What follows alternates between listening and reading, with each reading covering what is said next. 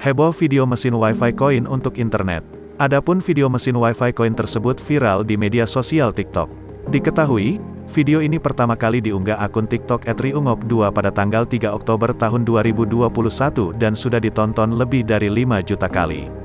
Dalam video terlihat satu besek uang logam atau koin seribuan diambil oleh pemiliknya dari mesin tersebut.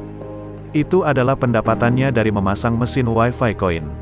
Tampak juga beberapa anak sedang memainkan gadget di sekitar mesin Wi-Fi koin.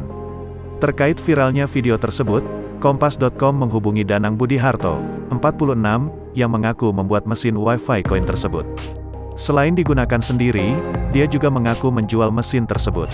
"Iya, saya bikin sendiri," kata Budi saat dihubungi Kompas.com, Sabtu, tanggal 9 Oktober tahun 2021.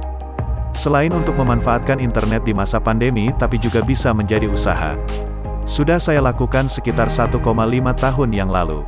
Awal-awal corona, saya bikin setelah 4 bulan saya jual," ujar Budi.